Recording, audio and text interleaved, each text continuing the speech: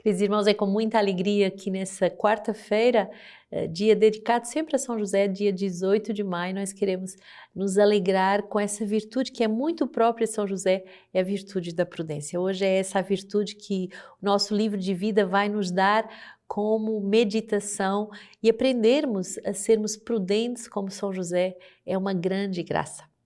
Número 177, a prudência.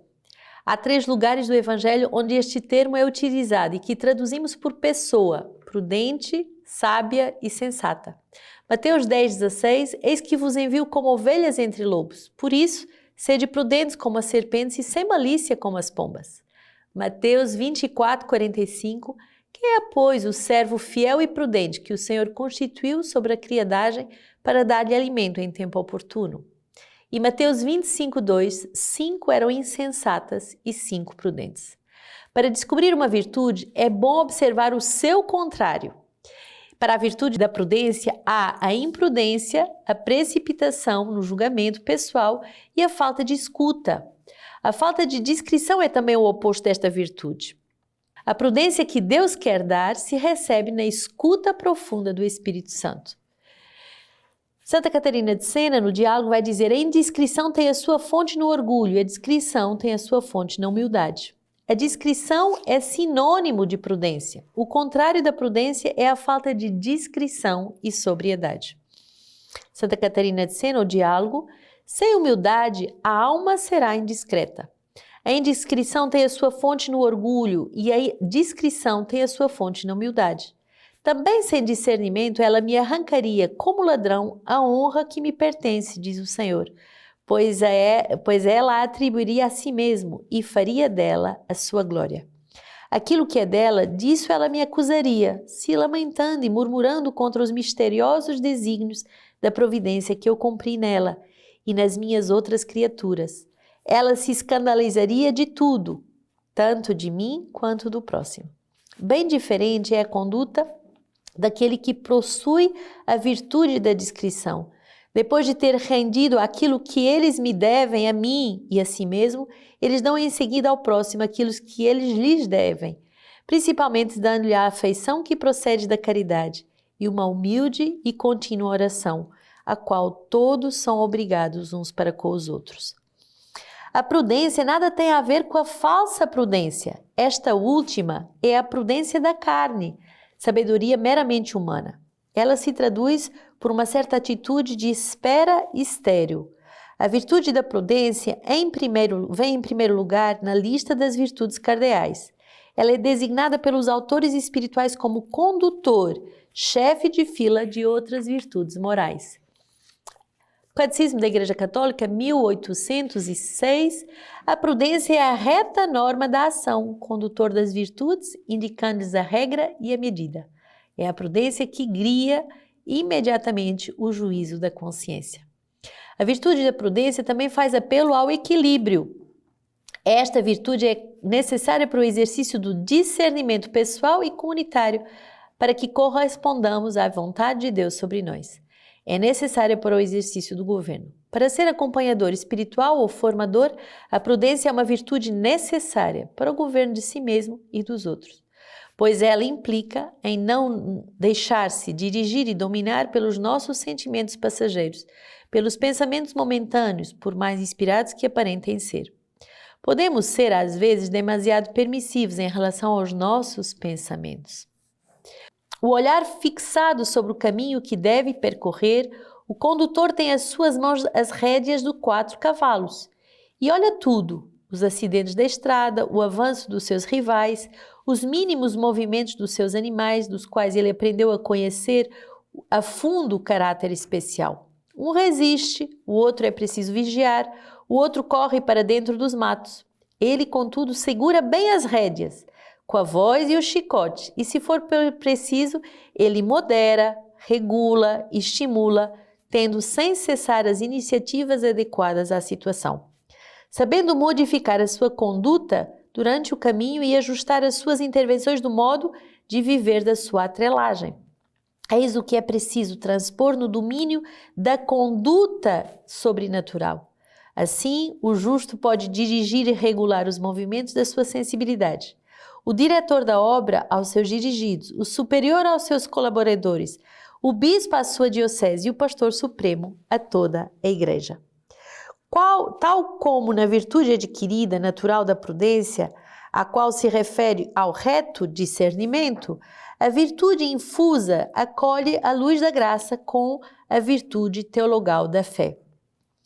Padre Reginald Garou-Lagrange, enquanto o naturalismo prático só vê o pequeno lado das grandes coisas, a verdadeira prudência vê o grande lado das pequenas coisas da vida cristã, nos nossos deveres cotidianos em relação a Deus.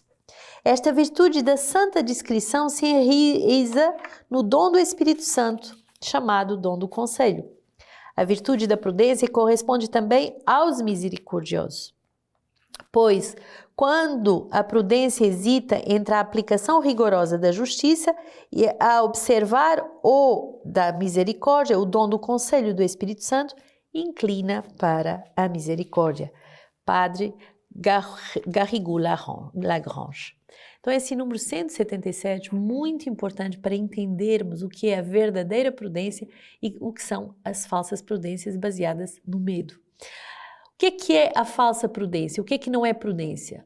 A imprudência, a precipitação no julgamento pessoal, a falta de escuta, a falta de discrição.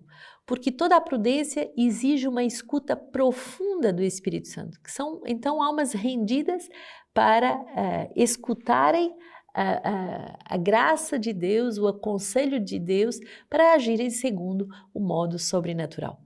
E é muito bonito porque Santa Catarina vai nos ensinar que aqueles que são prudentes, eles honram Deus, eles se conhecem e também dão aos outros aquilo que lhes é devido, isto é, uma oração humilde e contínua.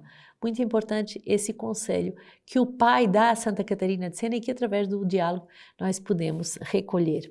A falsa prudência é sempre uma espera estéril, é sempre um medo, mas a virtude da prudência vai ser a primeira das virtudes cardeais, é o chefe de fila de todas as outras, é ela que vai dar o equilíbrio, o discernimento pessoal e comunitário necessário para correspondermos à virtude de Deus sobre nós. Então, uma virtude muito necessária que permite que não sejamos permissivos com os nossos pensamentos, achando que são pensamentos de Deus, mas ao contrário, entremos no reto discernimento. E isso está ligado à virtude teologal da fé. A verdadeira prudência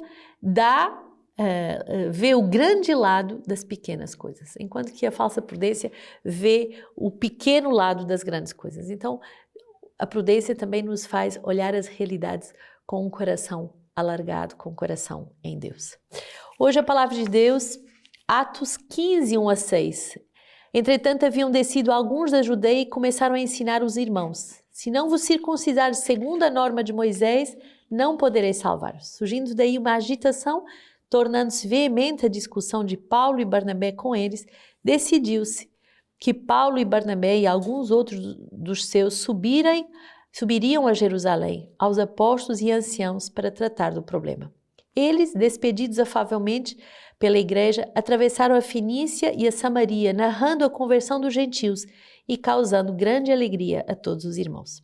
Chegados a Jerusalém, foram acolhidos pela igreja e pelos apóstolos e anciãos e relataram tudo o que Deus fizera junto com eles. Então, alguns dos que tinham sido da seita dos fariseus haviam abraçado a fé, intervieram, diziam que era preciso circuncidar os gentios e prescrever-lhes que observassem a lei de Moisés.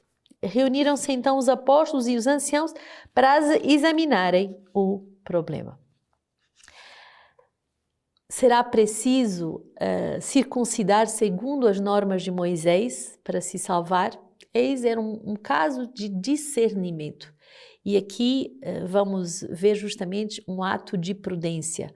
Havia uma grande discussão, uma viva discussão, mas Paulo e Barnabé vão ter um ato prudente ao decidirem subir a Jerusalém e para juntos com os apóstolos e os anciãos tratarem do problema, escutarem juntos o Espírito Santo para terem a solução do problema. E de fato reuniram-se para examinar esse problema e tiveram a resposta do Espírito.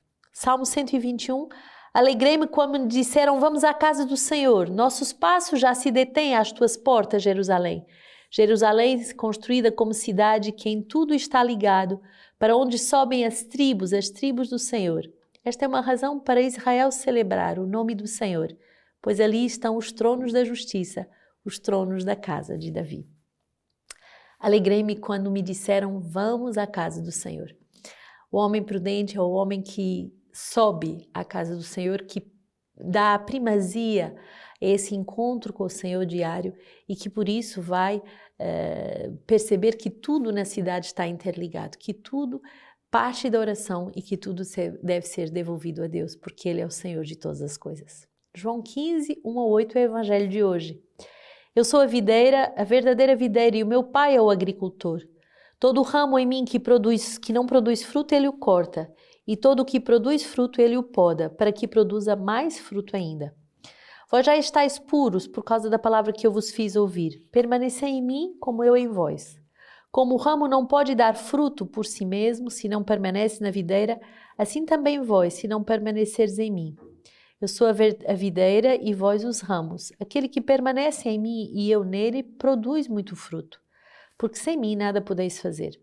Se alguém não permanece em mim, é lançado fora, como o ramo, e seca. Tais ramos são recolhidos, lançados ao fogo e se queimam. Se permanecerdes em mim e minhas palavras permanecerem em vós, pedi o que quiserdes, e vós o tereis. Meu Pai é glorificado quando produzis muito fruto, e vos tornais meus discípulos. O homem prudente é aquele que permanece unido ao Senhor e que dá muito fruto, porque faz a vontade do Pai, cumpre a vontade do Pai e aceita também todas as podas que o Pai permite para que dê mais fruto.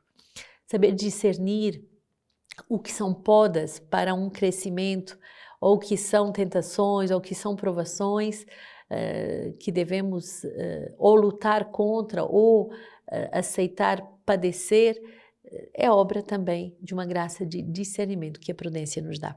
Hoje celebramos São João Paulo I, Papa e Mártir. Ele governou a Igreja apenas por 2 anos e meio.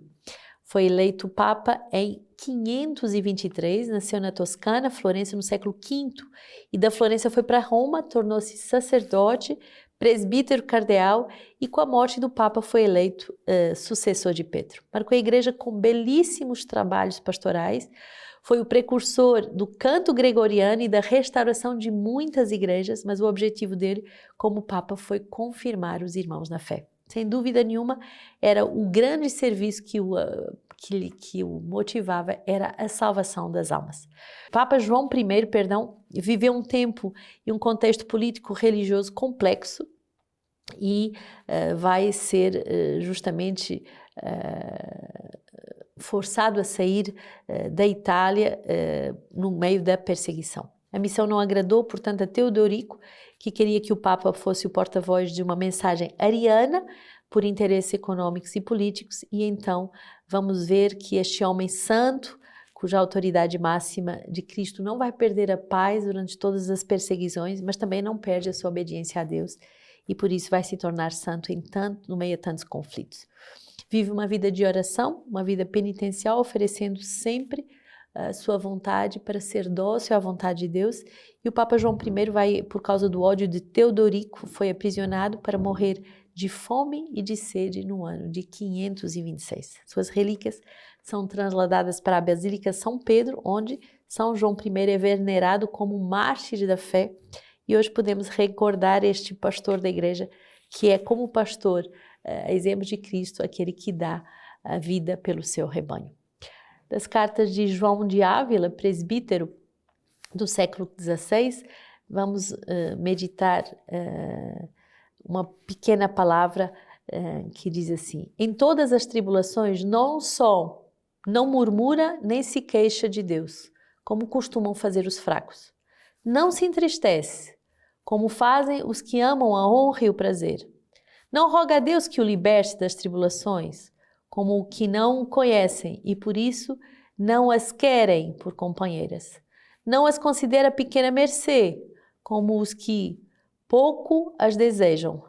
pondo de parte toda a ignorância e fraqueza. Bendiz a Deus nas tribulações e agradece a quem lhes dá, reconhecendo nelas não pequena mercê e considerando-se feliz por poder sofrer alguma coisa em honra daquele que tantas ignominias suportou para nos libertar da ignomia, a que estávamos sujeitos pela vileza do pecado, e que nos adornou e cobriu de honra com o seu Espírito, a adoção de filhos de Deus, e nos deu o penhor da garantia de que gozamos com Ele e por Ele no céu.